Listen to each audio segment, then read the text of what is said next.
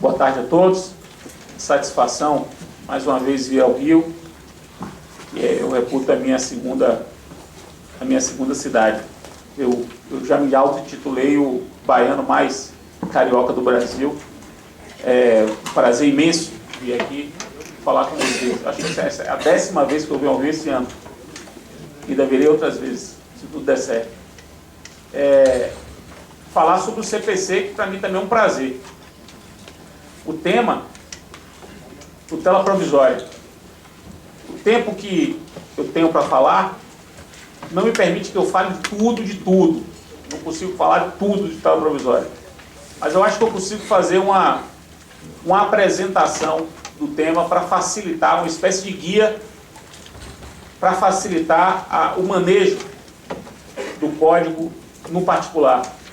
Vocês já estão com o código em mãos, todos vocês estão com o código em mãos, devem ter percebido que o CPC dedicou um livro inteiro à tutela provisória. Com esse nome, tutela provisória. Um nome, do ponto de vista legislativo, novo.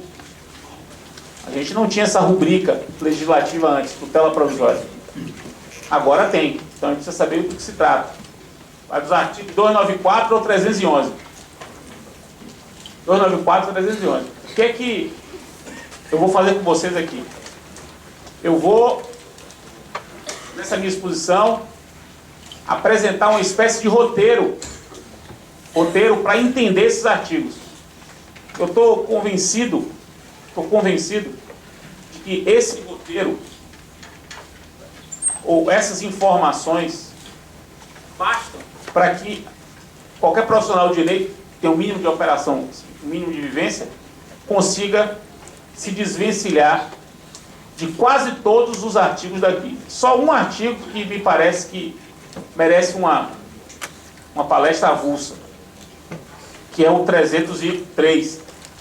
O 303 e 304. O 303 e 304 são dois artigos, essa dupla, 303 e 304, são dois artigos que merecem um dia só para ele. Assim, um outro evento como esse, mas só para tratar do 303 e 304. Porque me parece que eles concentram, esses dois artigos, os grandes problemas já cogitados nessa parte do código, pela doutrina que já saiu. Muita coisa já saiu, muita coisa já vem sendo discutida, e dos problemas que eu reputo mais graves, mais sérios, mais intrincados, estão apenas nesses dois artigos. Os outros são artigos que eu reputo mais simples, mas essa simplicidade depende de um conhecimento terminológico, de um certo domínio da terminologia. Por isso que eu vou começar, a minha exposição vai se dedicar a isso. Então vamos lá, para a gente entender a tutela provisória, nós temos que entender o antônimo da tutela provisória, que é a tutela definitiva. Porque se a gente sabe o que é a tutela definitiva, fica mais fácil saber o que é a tutela provisória. Já que o antônimo do provisório é o definitivo. Então veja, tutela definitiva é qualquer tipo de tutela que se pretende alcançar ao final de um processo.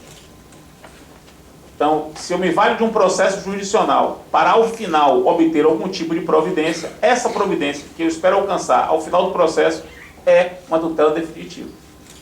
Então a tutela definitiva ela pressupõe exaustão na cognição. Pressupõe encerramento da cognição. Se eu falo de tutela definitiva, eu falo de encerramento da cognição, de exaustão, de exaurimento, de cognição exauriente. A tutela definitiva, que se relaciona à cognição exauriente, ela pode ser dividida em dois grandes grupos. Você tem a tutela definitiva satisfativa e você tem a tutela definitiva cautelar. Tutela definitiva satisfativa, tutela definitiva cautelar. A tutela satisfativa, ela é tanto a tutela para reconhecer como para efetivar um direito. Enquanto a tutela cautelar é uma tutela para resguardar um determinado direito. Então, olha só. Eu vou para o judiciário ou para reconhecer e efetivar um direito, tutela satisfativa, ou para resguardar um direito, tutela cautelar. Isso é a tutela definitiva. O que é a tutela provisória? A tutela provisória é a mesma tutela definitiva, a mesma, só que concedida em cognição sumária. O que marca a tutela provisória é a cognição sumária. Eu quero aqui firmar uma premissa, meus caros, que me parece muito importante. A premissa é a seguinte: tudo aquilo que se pode conceder provisoriamente é aquilo que se pode conceder definitivamente. A tutela provisória não é um tipo de tutela distinto da definitiva. Não há entre elas uma diferença ontológica, essencial. A tutela provisória é exatamente a tutela definitiva, só que concedida com base em cognição sumária. A diferença entre elas é uma diferença de grau de cognição de que se vale o juiz para conceder a tutela. Então, tutela definitiva, cognição exauriente, coisa julgada. Tutela provisória, cognição sumária, não há coisa julgada. Não pode haver coisa julgada se a cognição é sumária. Cognição sumária é que se liga à tutela provisória. Tutela definitiva, cognição exauriente, tutela definitiva. Ou coisa julgada. Tutela provisória, cognição sumária, não há coisa julgada. Fundamental perceber que não há diferença ontológica entre elas. Já falei, mas vou repetir. Não há diferença ontológica entre as duas. Tudo aquilo que pode ser definitivo pode ser concedido provisoriamente. A diferença é o grau de cognição. Pois bem, o Código, portanto, ele cria um livro da tutela provisória. Ou seja, cria um livro para regular qualquer tipo de tutela concedida em cognição sumária. Cria essa rubrica.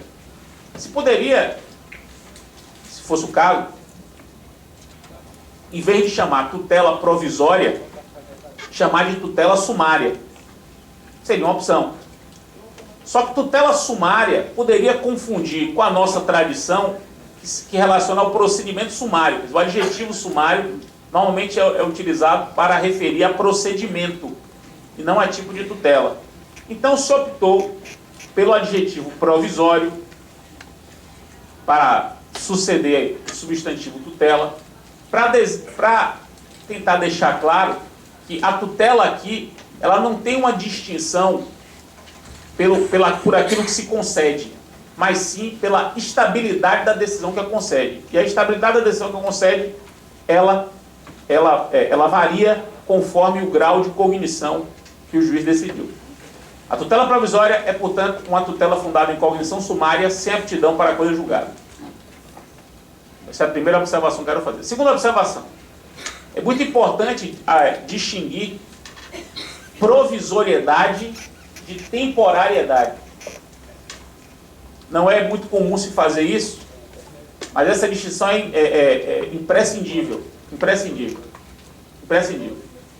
Parem bem, meus caros. Provisório é tudo aquilo que vai ser substituído por um que é definitivo. Quer dizer, o provisório se caracteriza por ser algo que deve ser substituído por outro que seja definitivo.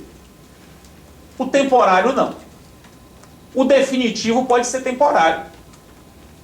Pode, tranquilamente. Temporário é o que não dura para sempre. Temporário é o que não dura para sempre. O oposto de temporário é eterno. O oposto de provisório é o definitivo. É possível ser definitivo e temporário. Eu costumo dar um exemplo, me parece muito claro, que é o exemplo do andaime. O andaime, ele é normalmente alugado durante uma obra civil para permitir que os trabalhadores consigam alcançar pontos mais altos da obra. O andaime, ele cumpre um papel durante a obra. Cumpriu o papel, devolve o seu andaime.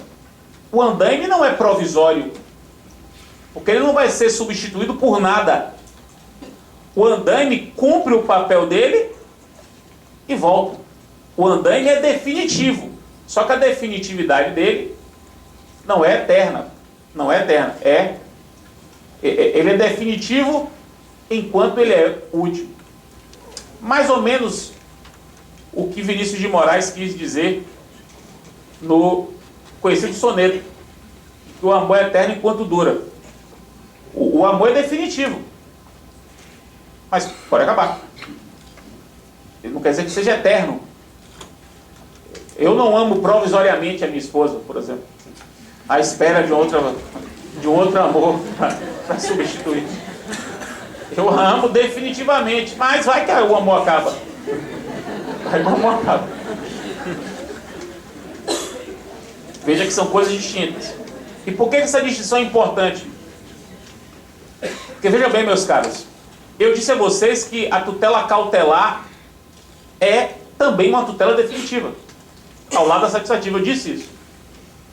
A tutela cautelar, ela é definitiva, mas ela é sempre temporária. A tutela cautelar, ela é definitiva, mas ela é sempre temporária.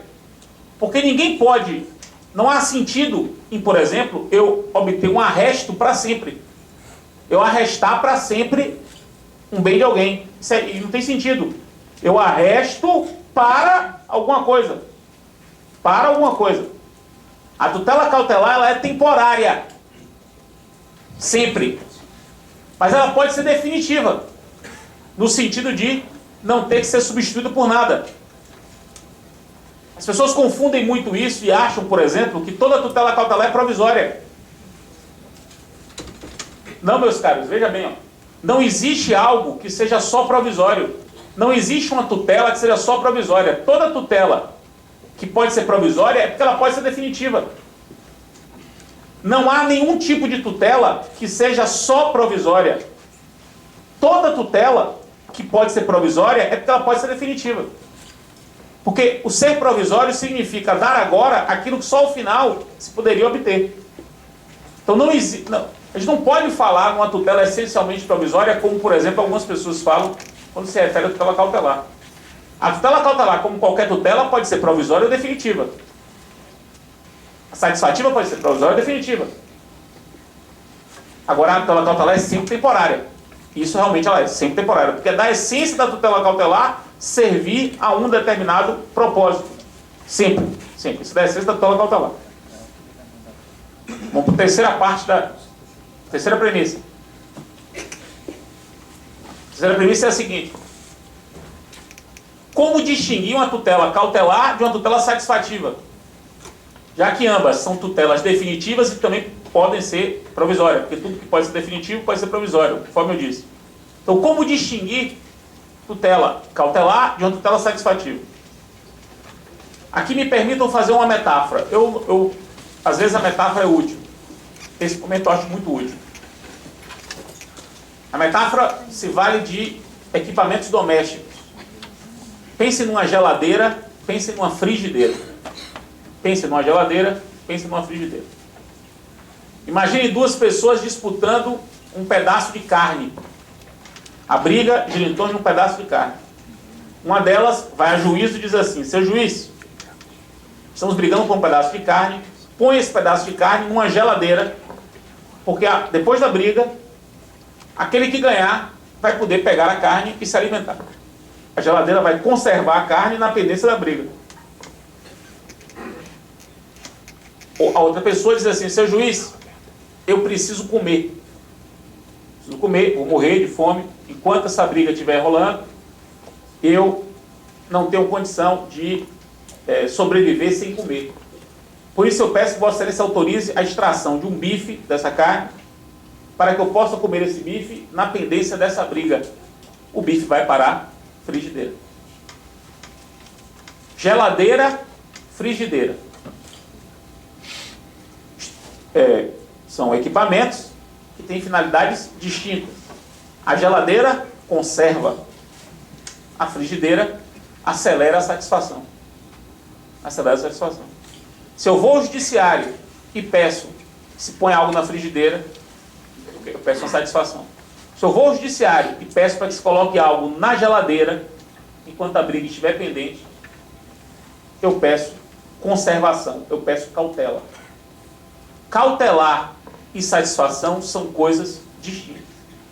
Distintas. Como geladeira e frigideira são coisas distintas.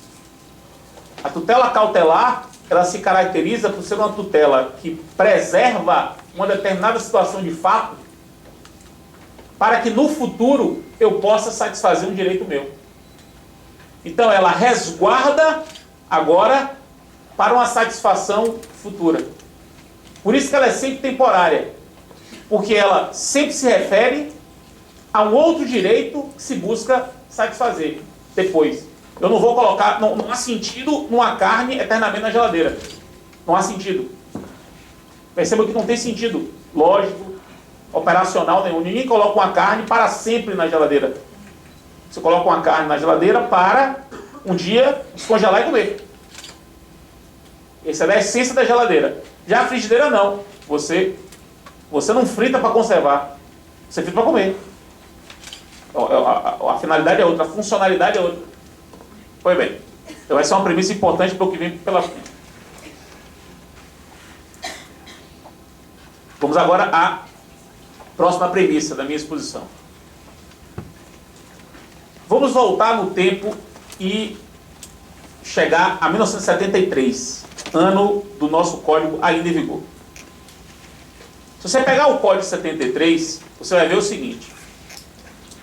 Se a parte quisesse uma tutela provisória satisfativa, se a parte quisesse uma tutela provisória satisfativa, olhando para o Código 73, ela só tinha isso em alguns procedimentos especiais.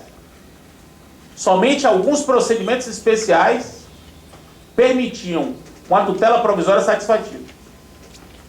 Satisfação para o Código 73 só após a coisa julgada. Satisfação para o Código 73 em 73 só após a coisa julgada. Ressalvados alguns procedimentos especiais, como por exemplo, possessório, como por exemplo, ação de depósito, e na legislação extravagante, mandado de segurança, alimentos, são procedimentos da época, mandado de segurança, alimentos, possessórios, ação de depósito, eram procedimentos especiais que se caracterizavam pelo fato de permitir uma satisfação provisória do direito.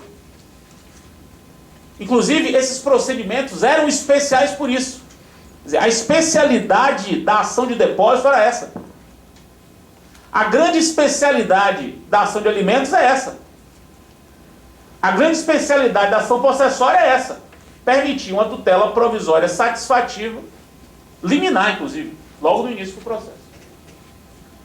Se o seu direito não fosse qualquer um desses, se o seu direito tramitasse pelo procedimento ordinário ou pelo procedimento sumário, você não tinha direito à tutela provisória satisfativa.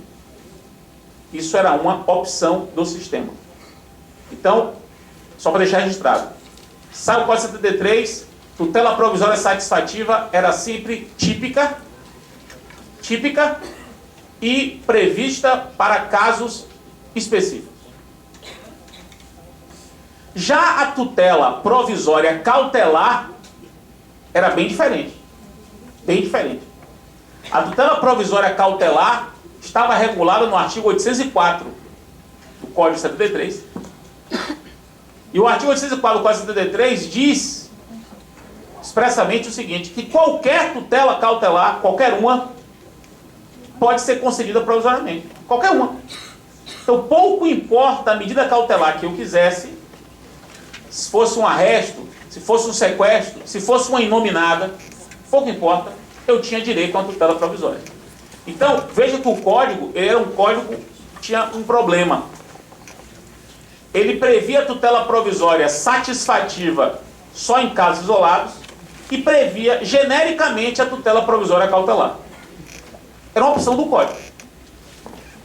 Ora, um código com essa opção, certamente, inevitavelmente, levaria a prática a se rebelar contra isso. A prática é se rebelar contra isso. O que é que os advogados começaram a fazer?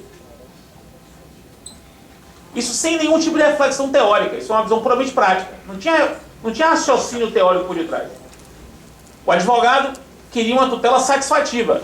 Ele não sabia que aquilo era satisfativo, mas ele queria uma providência satisfativa. Olhava para o código, não tinha procedimento especial.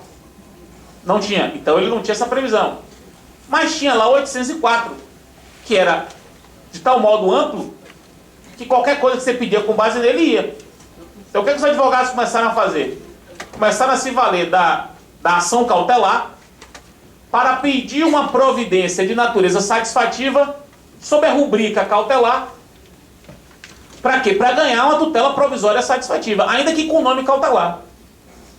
Foi uma distorção da prática, ou melhor, não foi uma distorção, foi uma forma de a prática adequar a legislação processual, distorcendo o artigo 804, para que ele servisse como base também para a tutela provisória de natureza satisfativa. E isso aconteceu, daí surgiu, a que todo mundo aqui conhece, eu já ouvi falar, as cautelares satisfativas. Que, do ponto de vista teórico, é uma contradição na própria coisa, né? Do ponto de vista teórico. Mas do ponto de vista prático, funcionava.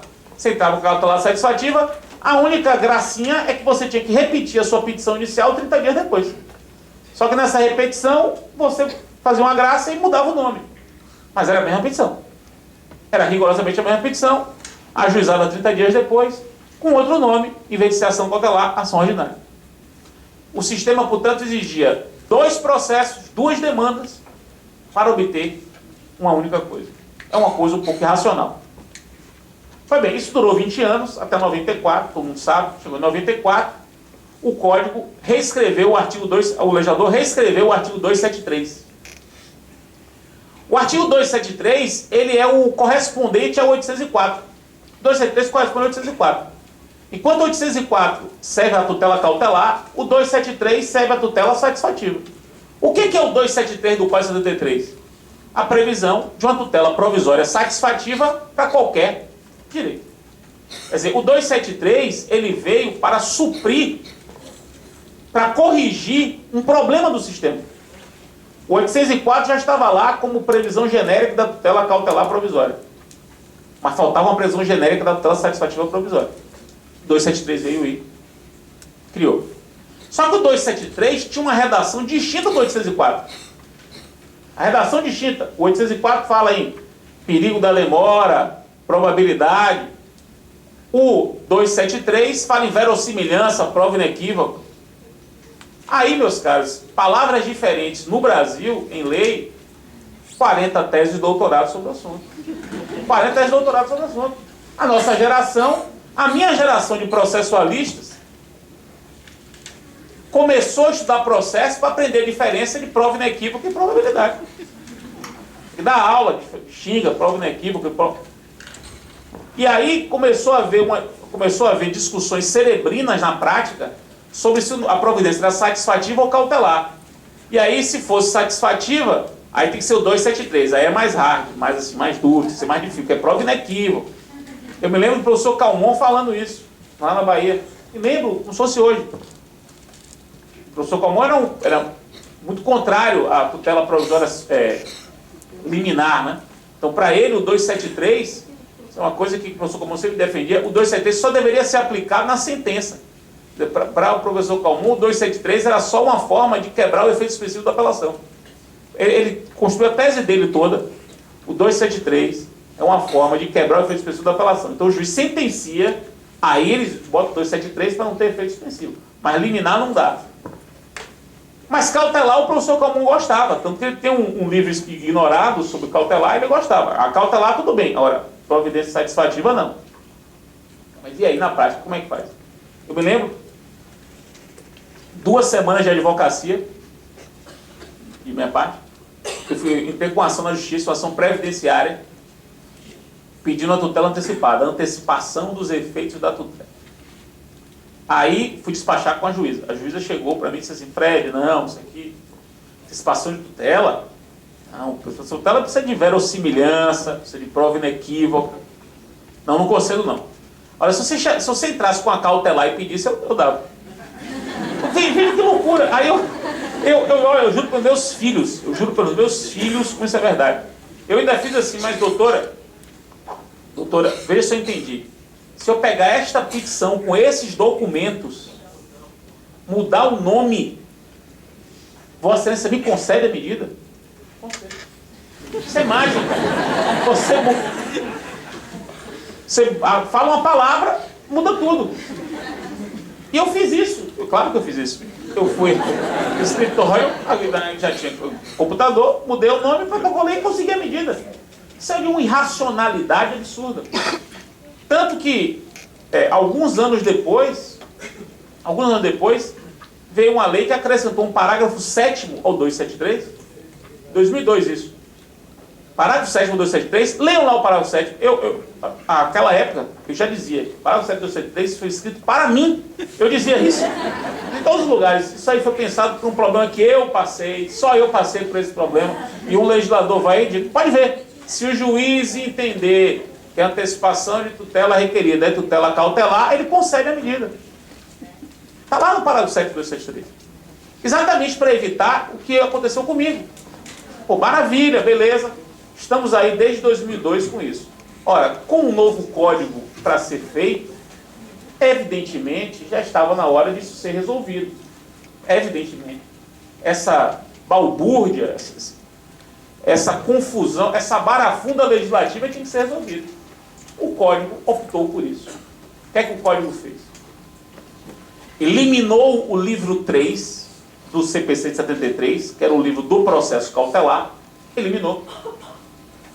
Pegou tudo que estava no livro 3. Algumas coisas eram inúteis, como posse e nome do nascituro. Desaparece. Não dá nenhuma. Outras coisas estavam mal postas, digamos assim, no livro 3. Eram providências de natureza de jurisdição voluntária. Estavam no livro 3, eu não sei se você sabe isso, mas é verdade. Estavam no livro 3 coisas como protesto, justificação, interpelação. Isso não tem nada de procedimento cautelar. São providências de jurisdição voluntária. Que estavam no livro 3 do CPC 73, e Buzaide mesmo disse, que não sabia onde botar. Aí ele botou no livro 3. Ele disse isso. Ele não sabia onde botar, e aí botou no livro 3. Que virou uma grande coxa de retalhos. O livro 3 cheio de tudo. Eu me lembro de uma aula do professor Calmon também, lembro bem disso assim, nunca me esqueci disso. Assim, o livro 3 do processo civil do CPC brasileiro. O livro se chama Do Processo Cautelar. Tem de tudo, até processo cautelar.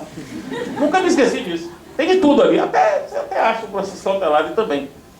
Então, o que é que o CPC novo de 2015 fez? Eliminou o livro 3, colocou em jurisdição voluntária aquilo que era jurisdição voluntária, eliminou velharias com a posse e nome do nascituro, e toda a parte da tutela cautelar foi tratada conjuntamente com a tutela satisfativa, sobre a rubrica tutela provisória.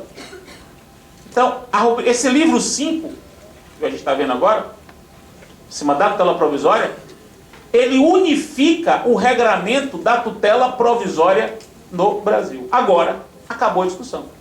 Você quer uma tutela provisória satisfativa? Quer uma tutela provisória cautelar? Não tem mais distinção, o regramento é o mesmo.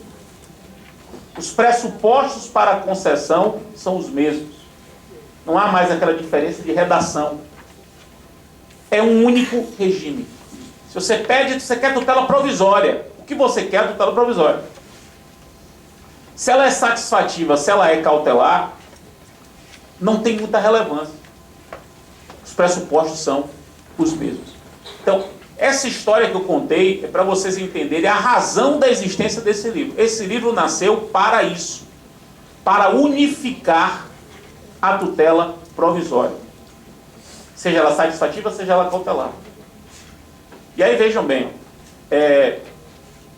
mas você pode dizer, mas por que mudaram o nome? Por que criaram um nome para isso? Eu havia feito uma proposta e consegui vencer isso na Câmara, os deputados. Não sei se quem acompanhou a tramitação vai ver que na Câmara, os deputados, o título do capítulo era tutela antecipada. Que era uma técnica para antecipar a tutela, seja ela cautelar, seja ela satisfativa. A mim me parece um nome mais correto. Sempre defendi isso, para mim, o nome mais correto. mas eu fui vencido na discussão. Disseram que não, é melhor não chamar de tutela antecipada o gênero, e para chamar, já que não vai chamar de tutela antecipada o gênero, vamos chamar um gênero, um rótulo que não existiu ainda, porque vamos criar esse gênero agora novo, então vamos colocar um rótulo para não confundir as pessoas. Colocaram um rótulo tutela provisória. Como gênero, um gênero de todas as espécies de tutela fundada em cognição sumária que o Código prevê. Vamos agora para a próxima premissa. Eu estou levando vocês para poder acompanhar meu raciocínio, né? Feitas todas essas considerações, a gente pode agora começar a entender a terminologia do Código. E vocês vão perceber que a tutela provisória no Código, ela é visualizada de três maneiras. De três maneiras. São três abordagens diferentes da tutela provisória. E são abordagens que convivem. Elas não se eliminam, elas são harmônicas, elas coexistem. São três modos distintos de se ver o mesmo fenômeno. Eu vou examinar esses três modos distintos. Então, a primeira forma de você encarar a tutela provisória é encarar pelo que ela é, pelo que se concede, pelo objeto dela. E aí você vai distinguir a tutela provisória pelo objeto, por aquilo que ela pretende provisoriamente conceder. A tutela provisória vista sob essa perspectiva, sob a perspectiva do que provisoriamente é concedido, tanto uma perspectiva de essência, de objeto, a tutela provisória se divide em cautelar e satisfativa. É uma divisão clássica, cautelar e satisfativa. Quer dizer, eu posso conceder como provisoriamente tanto uma providência cautelar como uma providência satisfativa. Agora eu vou fazer uma observação. A observação é a seguinte, muito importante essa observação. Eu dividi para vocês aqui tutela provisória em satisfativa e cautelar. O Código, em vez de usar o termo satisfativa, usou o termo antecipada. Preste atenção, o Código, em vez de usar o termo satisfativo, usou o termo antecipado. Onde vocês lerem no Código tutela antecipada, saibam que é tutela provisória satisfativa. É um glossário. Olha como um glossário. Onde você ler no Código tutela antecipada, o que você está lendo ali é a tutela provisória satisfativa.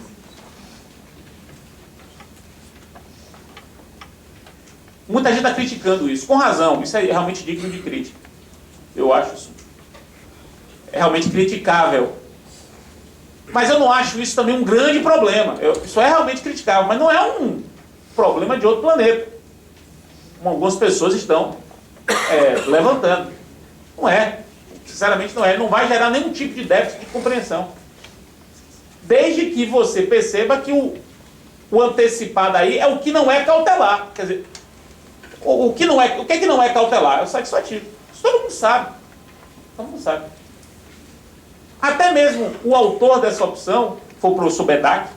Eu li recentemente um texto do professor Bedak sobre tutela provisória, já sobre o Código, e ele mesmo disse, tutela antecipada ou satisfativa. Ele deixa isso bem claro. E é isso mesmo. É isso mesmo.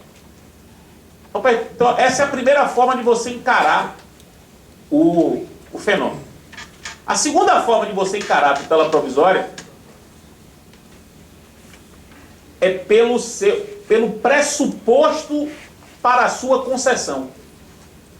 Você vai distinguir a tutela provisória pelo fato que autoriza a concessão da tutela provisória. A distinção aí não é do que se concede. A distinção aí é das razões que justificam a concessão. Então, é uma distinção da tutela provisória pelo fato que autoriza o juiz a conceder a tutela provisória. Muito importante vocês perceberem que essa distinção que eu vou fazer agora, muito importante, não é uma distinção ontológica, Não é uma distinção que tem a ver com o que se concede provisoriamente. É uma distinção da causa da concessão. Por que se concede provisoriamente? O que justifica conceder provisoriamente? Portanto, é a causa, não o que se concede. E aí a tutela provisória se divide em tutela provisória de urgência e tutela provisória de evidência. Tutela provisória de urgência, tutela provisória de evidência. Sempre que você vir no código referência à tutela de urgência, saiba que o que você está lendo aí, tutela de urgência significa tutela provisória fundada em urgência. Sempre que você lê tutela da evidência, leia tutela provisória fundada em evidência. Estou dizendo isso, meus caros, para vocês não pensarem que a tutela da evidência é algo que se concede. Não é. Tutela de urgência não é algo que se concede. A urgência e a evidência são pressupostos para a concessão da tutela provisória. E aí vamos lá. Urgência todo mundo sabe o que é. Perigo. Perigo. Só que aqui eu tenho que fazer duas observações. Muito importantes ambas. Muito importantes ambas. Reparem bem, quem tiver o código aí, eu queria que vocês vissem o artigo 300. Caput.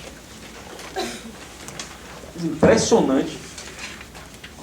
A pessoa me disse assim, quando você fizer 40 anos, no dia seguinte, você não vai conseguir ler de pé. Robson, me disseram isso. É impressionante essa maldição que me lançaram. Eu fiz 40 anos em setembro. A partir de então, eu não consigo ler de pé. Tenho que tirar o óculos, fico assim, coisa. Olha só, caput do artigo 300. Me atrapalho todo. A tutela de urgência será concedida quando houver elementos que evidenciam a probabilidade do direito e o perigo de dano. Estão vendo aí? Perigo de dano. Isso é muito importante o que eu vou dizer, meus caros. Esse dispositivo que fala em perigo de dano, ele deve ser interpretado conjuntamente com o parágrafo único do 497. Parágrafo único do 497. Tem que fazer esse link aí. Porque a urgência que justifica a tutela provisória não é apenas o perigo de que um dano aconteça. Não é isso. É também isso. O perigo não é só perigo de dano. O perigo pode ser perigo de ilícito. Ilícito não se confunde com dano. Pode haver um perigo de ocorrência de um ilícito, não necessariamente danoso. O perigo que justifica é perigo de ocorrência de um dano ou de um ilícito. E por que eu estou falando que tem que casar com o parágrafo do 497? Porque o parágrafo do 497, que é um dispositivo inédito na nossa legislação, ele deixa claro que a tutela inibitória e a tutela de remoção do ilícito são duas tutelas importantes contra o ilícito. Inibitória para inibir o ilícito, de remoção do ilícito para desfazê-lo. Independe do dano. Olha o que está no parágrafo único do 497. A tutela específica de inibitória ou de remoção do ilícito é irrelevante à demonstração da ocorrência de dano. Então, se eu vou ao judiciário para obter uma providência inibitória ou uma providência de remoção do ilícito, eu não preciso demonstrar dano. Eu tenho que demonstrar que o ilícito vai ocorrer. Que é a probabilidade de o ilícito ocorrer. Então, o perigo relativo à tutela de urgência é um fato da vida que revela o risco de um dano ou de um ilícito ocorrer. Então, o 300 caput deve ser interpretado conjuntamente com o parágrafo do 497. Isso é muito importante. Muito importante. Muito importante. Senão a tutela inibitória no Brasil, provisória, ela morre. Ou ela se retrocede, sei lá, 20 anos. 20 anos de teoria sobre tutela de vitória do Brasil. A segunda observação que eu quero fazer sobre tutela de urgência é o seguinte: a tutela de urgência, ela pode ser cautelar ou satisfativa. Então, o regulamento da tutela de urgência pode ser tanto para obter cautelar, como para obter uma providência satisfativa. E os pressupostos são os mesmos. O 300 se aplica tanto se você quiser uma providência satisfativa, como se você quiser uma providência cautelar. E terceira observação, pode dar. Terceira observação é a seguinte: pô, eu estou falando aqui. Eu comecei que horas? 5h15, né? Tá bom. A terceira observação é a seguinte: a tutela de urgência não é uma tutela só de urgência, nunca. Não existe tutela de urgência pura. Não existe tutela de urgência pura. Porque não basta o perigo. Veja que o artigo 300 deixa claro: tem que ter probabilidade do direito. A tutela de urgência pressupõe probabilidade do direito. Não existe tutela de urgência pura. Tem que ter um mínimo de probabilidade. Foi bem. Agora, o que é a tutela da evidência? O que é a tutela da evidência? A tutela da evidência é a tutela que se funda apenas na demonstração de evidência do direito. Não há necessidade de demonstrar urgência. O fundamento dela é apenas a evidência. Apenas a demonstração de que o direito é bem provável. Por isso que alguns autores preferem falar em tutela provisória sem urgência. Mas o Código não usou esse termo tutela provisória sem urgência. Preferiu o termo tutela da evidência. O artigo 311 é o artigo que regula o assunto. Está lá, da tutela da evidência. E aí você já sabe, o que é a tutela da evidência? É uma tutela provisória que dispensa a demonstração de urgência. Basta demonstrar uma das hipóteses de evidência, que são as hipóteses listadas no artigo 311, em 4 incisos do 311. 4 incisos. Quero fazer algumas observações sobre isso. Pare mesmo. Observação número 1. A tutela de evidência é sempre satisfativa. Sempre. Não existe tutela de evidência cautelar. Não existe. A tutela de evidência é sempre satisfativa. Segunda observação. A tutela da evidência não é uma novidade do Código. Muito importante dizer isso. Sempre houve tutela da evidência. A novidade é a rubrica. A rubrica é uma novidade. O nome, o rótulo legislativo é uma novidade. Mas o Instituto não. Dá alguns exemplos. Liminar na ação de despejo. Tutela da evidência. Tutela da evidência. Ação liminar na possessória. Tutela da evidência. Decisão monitória. Com a ação monitória, o juiz manda pagar. Tutela da evidência. Tutela da evidência sempre houve.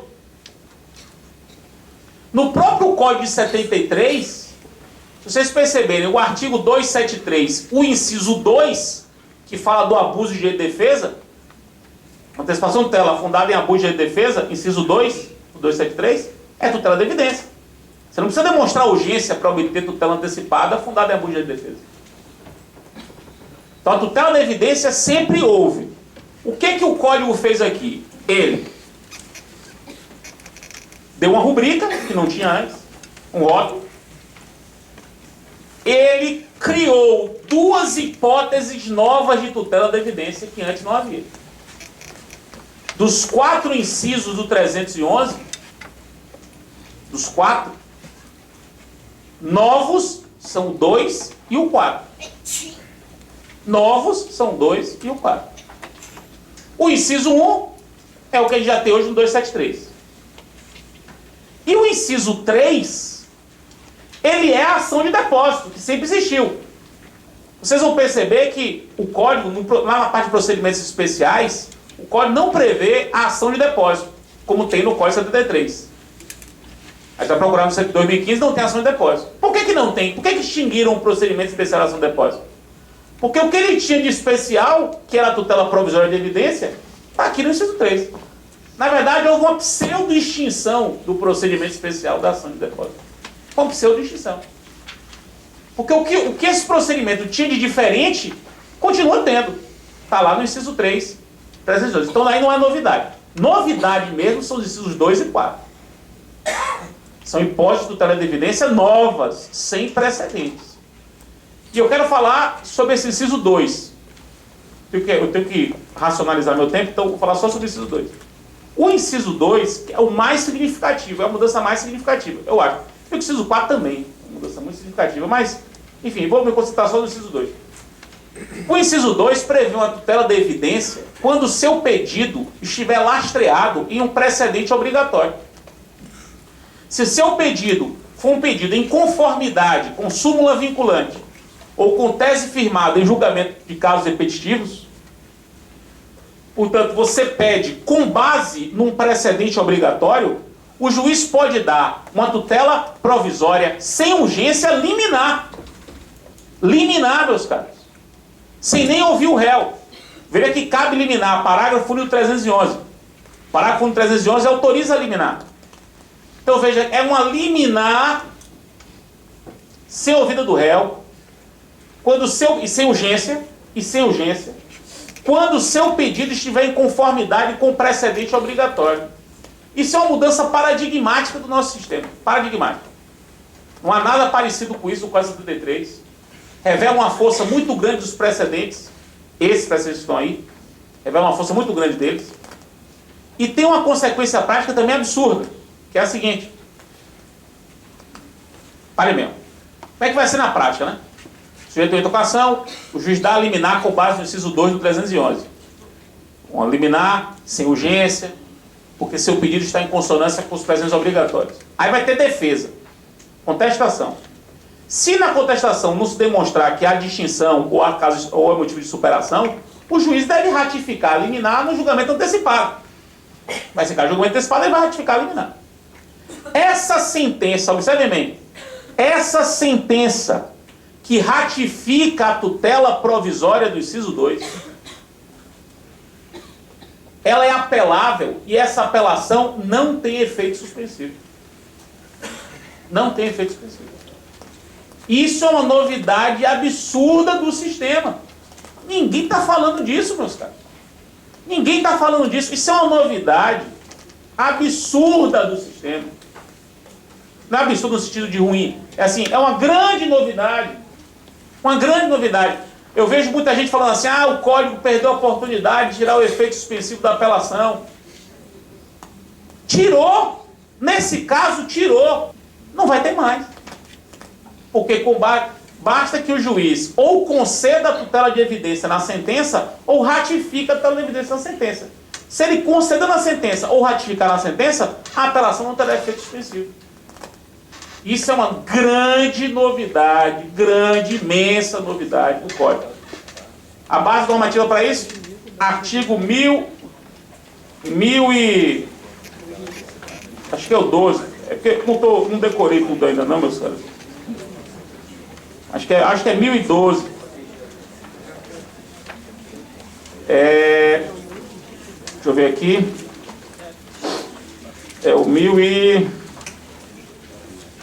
É o 1012, parágrafo 1º, inciso 5. 1012, parágrafo 1º, inciso 5.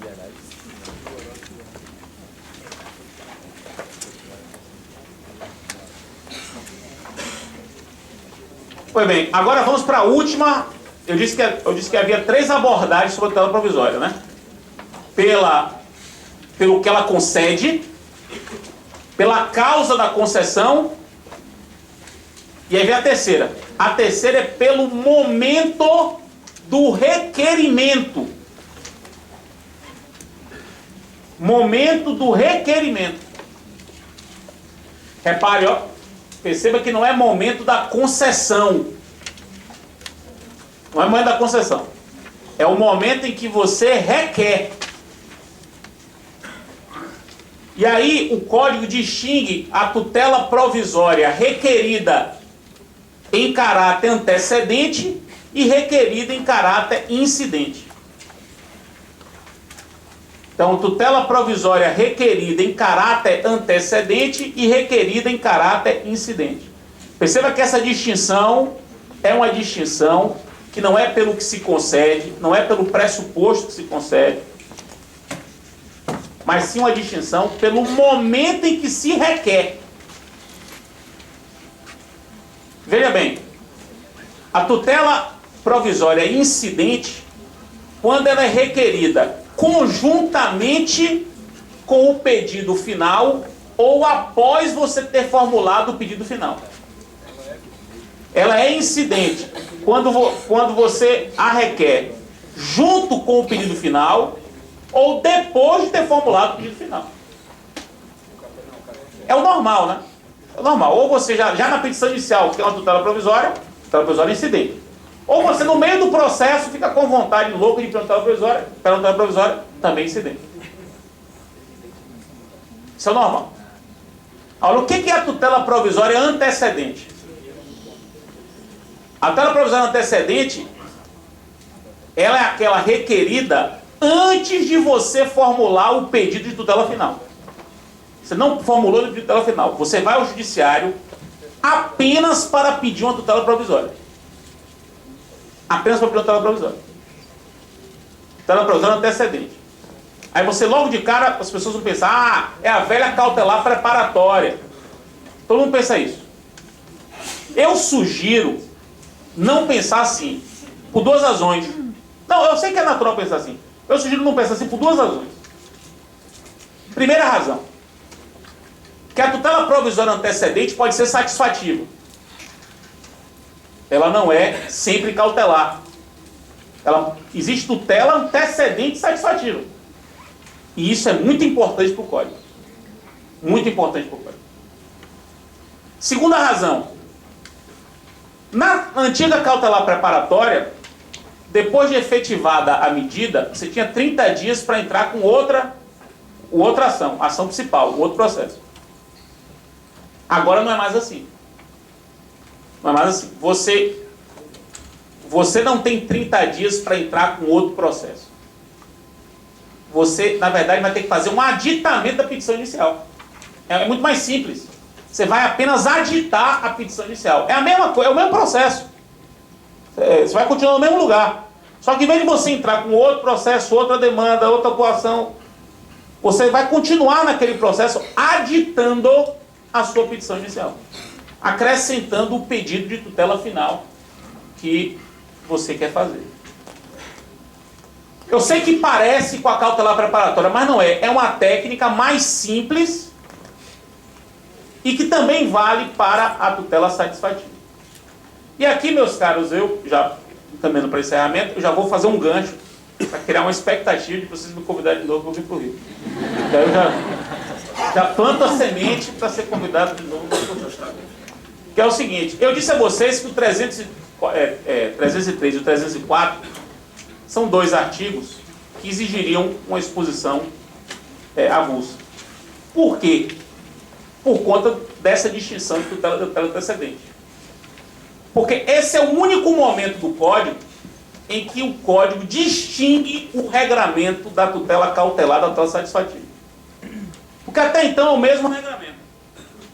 Mas chega um determinado momento que esse regramento não pode ser o mesmo. E não pode ser o mesmo porque eles não são iguais. Geladeira não é frigideira. Por mais que você tente equiparar, não dá para ser igual em tudo. Dá para ser igual em quase tudo, mas em tudo não dá. E há um momento do Código em que ele distingue o regramento da tutela cautelar antecedente da tutela satisfativa antecedente. E é isso que vocês vão ver. Ó. Vocês vão ver que o 303 e o 304 regulam a tutela satisfativa antecedente. E o 306 o 305 ao 310 regulam a tutela cautelar antecedente. É o único momento do Código em que há diferença de tratamento. Por isso que é importante saber a tutela antecedente. essa técnica antecedente. Por isso que é importante saber quando é satisfativo e quando é cautelar. Tem muita gente dizendo, que perdeu uma oportunidade, vai criar um outro problema, a gente vai ter que saber a diferença, a gente vai ter que parar em tudo. Só que tem uma coisa, meus caros, equiparou-se nos pressupostos. Nos pressupostos você consegue equiparar. Foi feito, eu disse para vocês, não tem mais diferença nos pressupostos. Só que há uma diferença nas consequências de um antecedente satisfativo para um antecedente cautelar. Porque olha só, se eu entro com um arresto antecedente, um arresto, tanto que eu colocar uma carne na geladeira. Se eu não entro depois se eu não adito depois da minha petição inicial para formular o pedido final, por acaso eu não faço isso, o arresto cai. Porque uma carne não pode ficar eternamente na geladeira. Não tem sentido isso. Já com a tutela satisfativa antecedente, o regramento é outro. A tutela satisfativa antecedente pode se tornar definitiva. Pode se estabilizar. Por quê? Porque como ela é satisfativa, ela pode se estabilizar. A estabilização da tutela antecedente satisfativa está regulada nos artigos 303 e 304. E isso é complicado. Eu reconheço. A estabilização da tutela satisfativa antecedente, que não existe para a tutela cautelar, porque não há sentido falar numa tutela cautelar estável, um arresto para sempre, isso não tem sentido. Mas tem sentido você falar, por exemplo, um medicamento fornecido para sempre, sem volta, porque não é cautelar, é satisfativo. A estabilização da tutela antecedente satisfativa, ou da tutela satisfativa antecedente, repito, regulado do 303 e do 304, esse assunto é que merece uma hora. Seria uma hora. Isso não é fácil. Eu reconheço, não é fácil. É um instituto novo e tem tudo para dar certo. Agora, por ser novo, exige muita reflexão, sobretudo para a advocacia pública. Sobretudo para a advocacia pública, porque não há nenhum impedimento de aplicação disso para a advocacia pública. E pode ser uma medida interessante, por incrível que pareça, para a gestão do contencioso da advocacia pública, inclusive para baratear o contencioso. Porque a depender do caso, o custo do processo fica menor, porque não haverá pagamento de honorários advocatícios nos padrões altos que o Código estabelece. Você sabe que o Código estabelece padrão alto de honorários advocatícios. Na estabilização isso não acontece. Então isso pode ser uma gestão, pode ser uma estratégia de gestão do custo do contencioso para os litigantes habituais. E o Estado é um litigante habitual. Mas isso, meus caros, eu não consigo falar seriamente, se não tiver uma hora para poder explicar o 303 e 304, que exige realmente, eu não consigo falar por cima sobre isso, eu não vou enganar vocês, porque o assunto é extremamente complicado. E, conforme combinado com o Leonardo, vou abrir, estão abertas as perguntas, fiquem à vontade para perguntar o que vocês quiserem. Muito obrigado pelo convite, espero que vocês tenham gostado.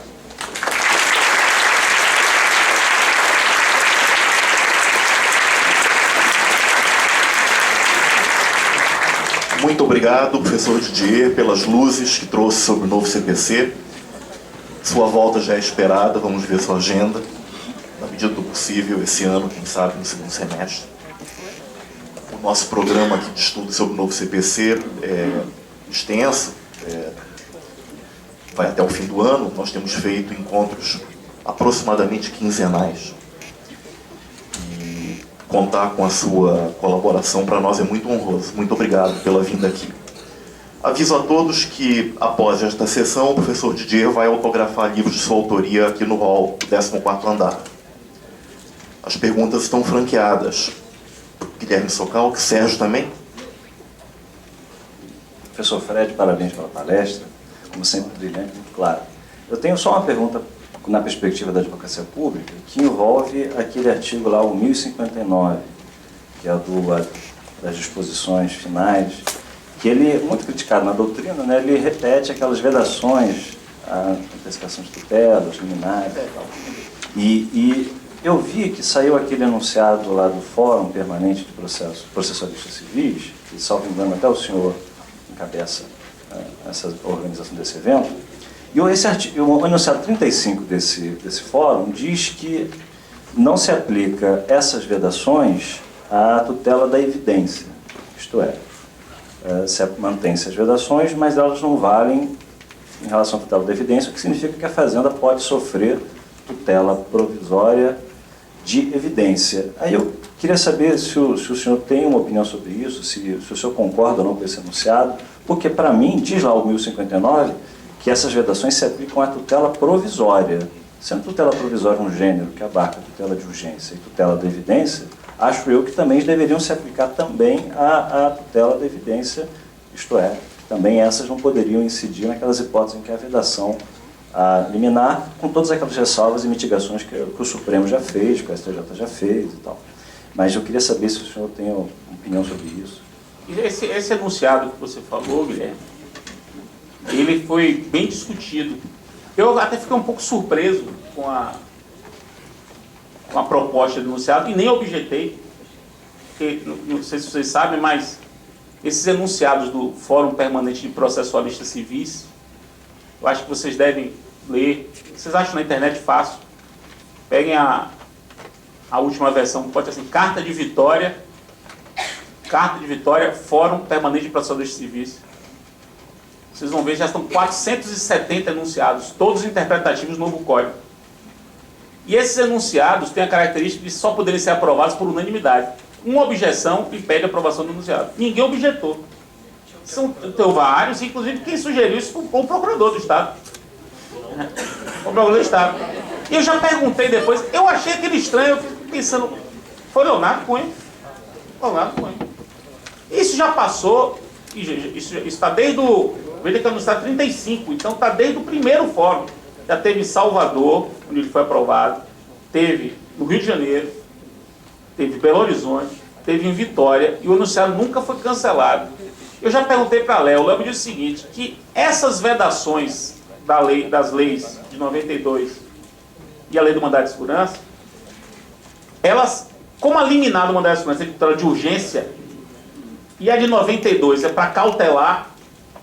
Veja que a lei de 92 é uma lei que fala de cautelar. E a liminar do mandado de segurança é uma liminar então, de urgência, que fala de probabilidade do perigo e relevância do direito. Então o Léo me disse o seguinte, rigorosamente as limitações são só para tutela de urgência. Porque a limitação da lei de 92 é ação cautelar. Pode ver que você vai ver lá que é a lei que regula as cautelares contra o poder público. E o mandado de segurança, a liminar do mandado de segurança é uma liminar que pressupõe urgência e evidência. Então é uma tutela de urgência. Não é uma tutela de pura evidência. Então, esse enunciado veio da literalidade das leis. Literalidade das leis. As leis referidas no artigo 1059 são leis que dizem respeito apenas à tutela de urgência. Portanto, não se aplicaria a tutela de evidência. Essa foi, por isso que O problema, me parece, é quando o STJ fixar um precedente, por exemplo, dando vencimento a servidor, que não poderia no regime da liminar, pelas vedações. Mas, havendo um precedente, se transformaria numa tutela de evidência. Aí vai fugir a burla, vai fugir a vedação? Mas aí está. Olha a situação. Imagina um precedente obrigatório do Supremo que diz que em determinada categoria tem direito ao reajuste. Acabou a discussão. Tem direito ao reajuste.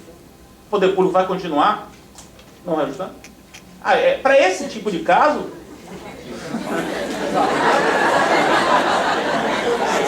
essa que é a situação. Então, uma coisa é você... Não, vamos pensar assim, ó. Uma coisa é você discutir o reajuste. E quando está discutindo a tese, não tem liminar.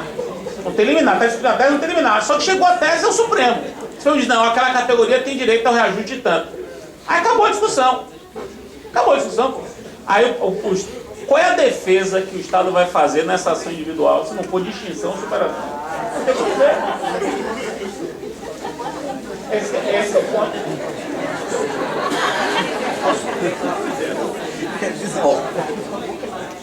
Nesses casos aí, nos casos do inciso 2. Ou sobrevinculante ou recursos repetitivos. Não é qualquer precedente do Supremo, de uma turma do Supremo, não. É súmula vinculante ou recursos repetitivos, inciso 2. É bem fechado isso. Minha interpretação, inclusive, tem gente que está interpretando o inciso 2, claro que vai ter de tudo, né? Mas tem gente interpretando o inciso 2 para qualquer precedente. Para mim é só, a interpretação é isso, é só precedente obrigatório. O inciso 4 tem uma. O inciso 4, ele não permite eliminar. Perceba que o inciso 4 do 311, ele não permite eliminar. Só permite eliminar. Está na evidência, só permite eliminar os incisos 2 e 3. O 3 é como sempre permitiu, que é a ação de depósito, sempre teve, não é novidade. O 2 é essa novidade que eu mencionei.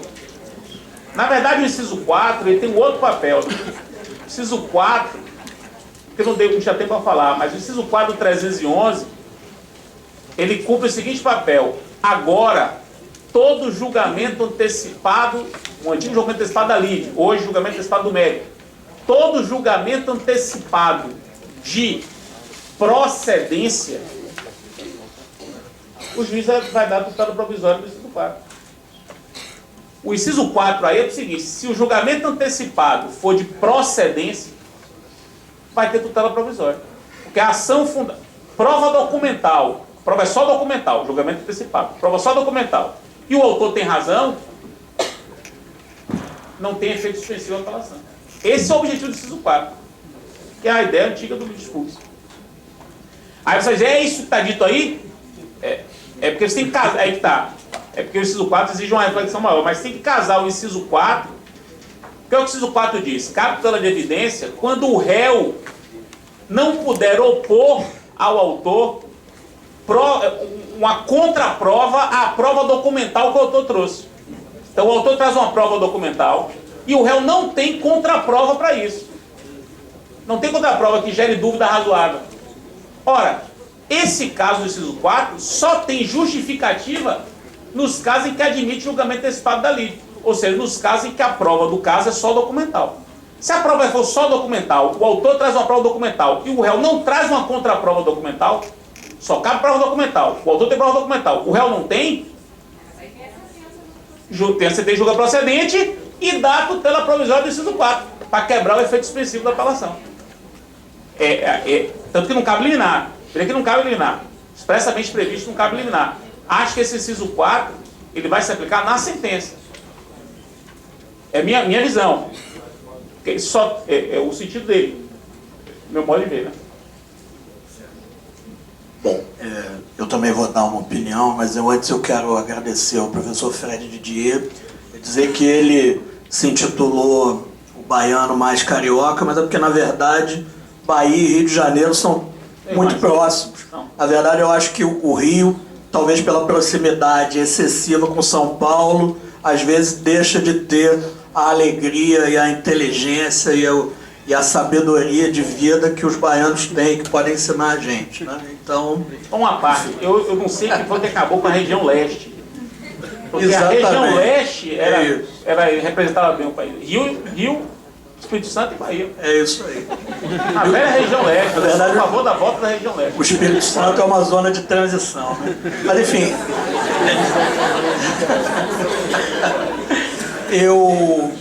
Eu queria antes fazer um comentário sobre essa questão das liminares. A verdade é que, enfim, com 15 anos de procuradoria, desde que eu entrei aqui, a discussão que a gente se coloca sempre e que a gente se depara sempre em matéria de fazenda pública é cumprimento de decisão judicial. E a gente tem uma certa cultura de, ainda que as questões se tornem pacíficas, que a gente mantenha uma certa resignação que hoje, numa realidade de contencioso de massa, a meu ver, é absolutamente irrazoável.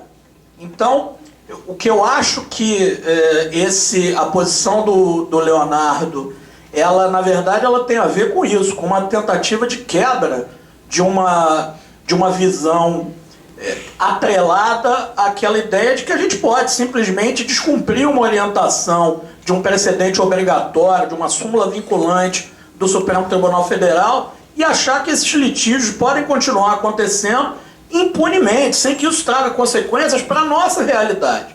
E a verdade é que hoje quem trabalha com o contencioso, principalmente com o contencioso de massa em matéria de fazenda pública, está se deparando com a realidade de que esse contencioso é cada vez mais inviável se nós não o encararmos de uma forma racional. Então, assim, eu precisava fazer essa observação, até porque ela entra dentro da provocação que eu ia fazer, sem desrespeitar a sua advertência de que falar sobre o artigo 304 exigiria uma outra palestra. Eu acho que o Seju realmente deveria convidar o professor Fred Didier para a gente voltar a ter esse debate, mas eu só quero fazer uma ponderação e colocar esse tema para a sua reflexão.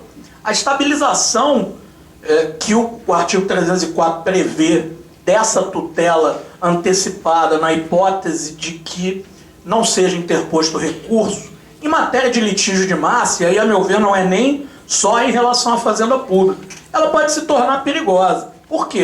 Eu posso identificar uma tese nova que está surgindo contra uma empresa de telefonia, contra o Estado, contra o município, contra a União.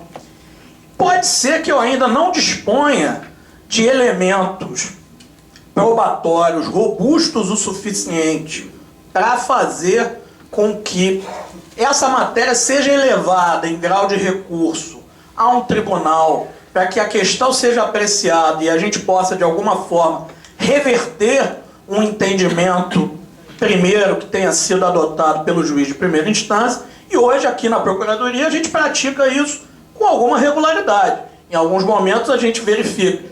Não é conveniente levar essa discussão em agravo de instrumento, até porque o Tribunal de Justiça tem, por via de regra, uma jurisprudência, uma orientação no sentido de não rever antecipações de tutela, salvo se houver alguma teratologia na decisão agravada, alguma lesão muito flagrante a um direito da parte que estiver interpondo recurso. A sistemática que o artigo 304 do Código de Processo Civil novo estabelece, a meu ver, ela cria um ônus da interposição do recurso, e na verdade esse ônus de fato existe, mas ela faz com que, em relação à fazenda pública, isso possa provocar o efeito contrário do que o legislador eventualmente previu, que é pacificar mais rapidamente os litígios. Pode ser que aqui, esse artigo, e pelo menos a leitura que eu faço dele hoje, diante da realidade que eu vejo de um contencioso de massa aqui, a partir do primeiro dia de vigência do novo CPC, todos os agravos de instrumento, quando houver alguma medida liminar deferida, terão que ser interpostos, porque para nós vai ser muito mais oneroso nos valermos da tal ação para revogar, anular, enfim, o nome que se queira dar a essa medida, porque é uma sistemática muito mais difícil para o Estado e para a própria lógica da advocacia pública, a meu ver, da gente levar adiante. Então, assim, é uma reflexão que eu faço, na verdade nem é uma pergunta, mas eu queria, enfim, uma opinião sua sobre essa realidade. Eu acho que hoje, cada vez mais, nós precisamos pensar o processo civil do ponto de vista estratégico, do ponto de vista de gestão.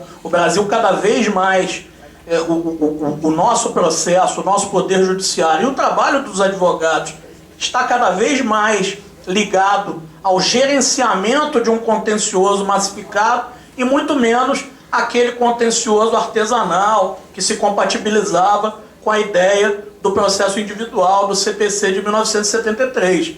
E, a meu ver, aqui, até com boa intenção, acho que o legislador teve uma boa intenção, mas ele pensou no litígio individual. Ele não pensou nas consequências que isso pode produzir em relação aos litígios de massa. Queria um comentário seu sobre isso. Vamos lá, Pimentel, é aquilo que eu falei. O 303 e 304 é muito difícil a gente examinar sem eu explicar tudo o que eu acho dele. Porque se eu explicar tudo o que eu acho dele, como é que é a minha interpretação, talvez você pudesse mudar de opinião. Talvez, não mudar de opinião, mudar a sua impressão. que não é bem uma opinião, é a sua primeira impressão, né? Que é a mesma, por exemplo, da minha amiga Mirna, sua colega de São Paulo. Mirna me disse a mesma coisa.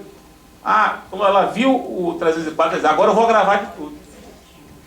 A gente já não gravava algumas coisas de remédio e tal, agora a gente vai gravar de tudo. Bem impressão sua. Eu não sou advogado público e não advogo em massa.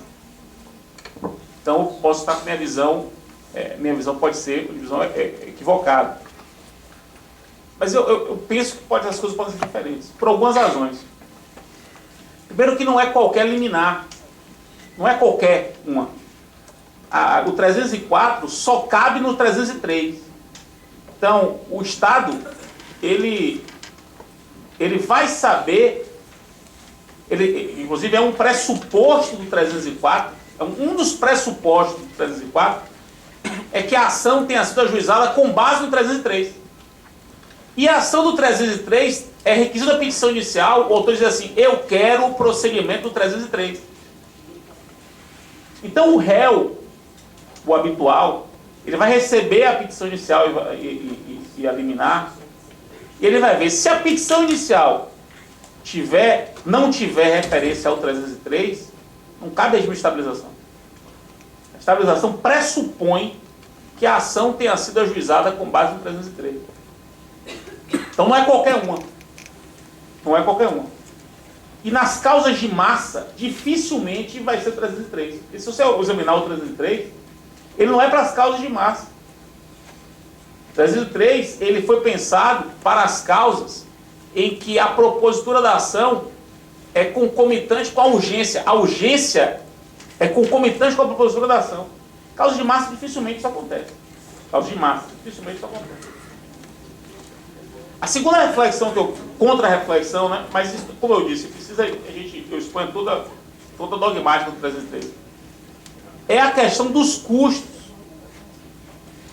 Os custos é uma coisa muito importante para entrar, porque a estabilização, que pode ser parcial, a estabilização pode ser parcial, porque se eu formulo 3 pedidos e o juiz me dá a antecipação de tela de um só, o processo vai prosseguir dos outros 2 e estabiliza um só. Isso vai impactar nos custos, porque para o réu fica mais barato. Eu vou dar um exemplo. É difícil dar exemplo, porque eu não expliquei tudo, né? Mas imagine o seguinte, enfim, eu sou coordenador de uma faculdade privada. A gente recebe, todo início de semestre, não sei quantos mandados de segurança, requerendo matrícula na faculdade, porque o sujeito passou no vestibular, mas não tem terceiro ano. E ele faz vestibular, passa, e aí quer entrar. Os pais querem o mais rápido possível, entra logo. E a gente não pode matricular. A faculdade privada, regulada pelo Ministério da Educação, não pode matricular. E a gente só não matricula porque o Ministério da Educação não deixa. Mas pra gente, não tem diferença nenhuma. Para pagar a mesma coisa, um aluno a mais, enfim, às vezes muito bom um aluno. Aí o que acontece? Vem uma liminar mandando matricular. Para que eu vou recorrer dessa liminar? Para que eu vou recorrer? Hoje eu sou obrigado a recorrer, tenho que contestar, vou pagar honorários do advogado. Do meu advogado, não vou pagar honorários do advogado do autor. Tudo que eu estou cumprindo, uma exigência regulatória. Com o novo código, se é uma liminar dessa, eu posso simplesmente dizer o seguinte, nem recorro. E ao não recorrer, a liminar se estabiliza. Não paguei meu advogado, vou pagar só 5% no máximo de honorários advocatícios para o autor, no máximo. Então, daquilo que eu pagaria 10, vai pela metade. Porque pelo código agora, no mínimo 10. Nesse caso, estabilização é 5. Não vou pagar o meu advogado, vou pagar lá um valor por mês que eu tenho que pagar para acompanhar o processo, não vou pagar. Fica mais barato o processo para mim. Ora, pode ser que eu não concorde, e aí recorra. É normal, é uma opção minha. Isso transfere para o réu optar. E aí sempre fica aquele medo, né? O réu optou, mas se arrependeu. Mas não é que se arrependeu. Arrependeu. É possível. Tem 2 anos para refletir sobre o assunto. E 2 anos, ele não recorreu, estabilizou. Ele tem 2 anos para entrar com uma petição e pedir um desarquivamento dos autos. Porque essa ação, Não é bem uma ação, é um pedido de desarquivamento. A verdade é, vamos prosseguir. Eu quero agora discutir, eu quero a coisa julgada. E tem um terceiro argumento. É que a estabilização não é coisa julgada. O direito não se torna indiscutível. O que se torna indiscutível são as consequências práticas da decisão. A matrícula, o remédio. Ora, o direito ao remédio não está decidido. Não houve decisão que disse que aquele sujeito tem direito ao remédio. Não há coisa julgada sobre isso. O que há é uma estabilização quanto ao remédio. O remédio não devolve. A matrícula não se desfaz. O nome não se coloca na Serasa. Então, mas para eu compreender, eu preciso explicar tudo isso. Que estabilização não é coisa julgada, quais são os pressupostos para estabilizar. Isso é aquilo que eu falei. Eu preciso de 1 hora. Me dê 1 hora. Quem tiver curiosidade, já fazer uma autopropaganda, está no volume laranjinha. Expliquei lá.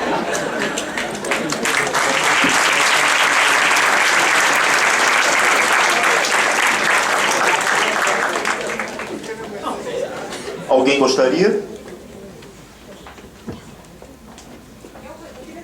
Marta Brenner.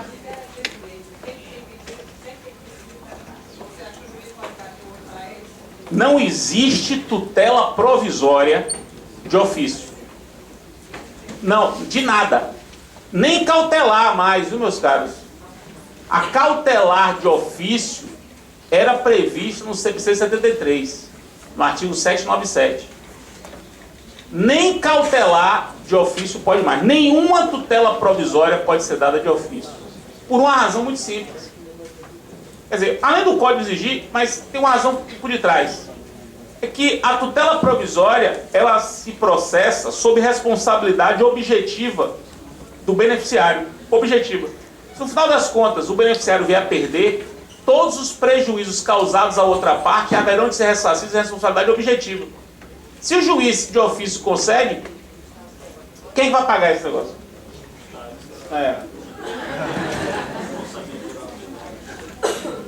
Muito obrigado, professor Didier. Agradeço muito sua vinda ao Rio, sua presença aqui. Creio que todos ficaram muito felizes com a sua exposição. O evento continua do lado de fora do auditório. Muito obrigado. Boa noite.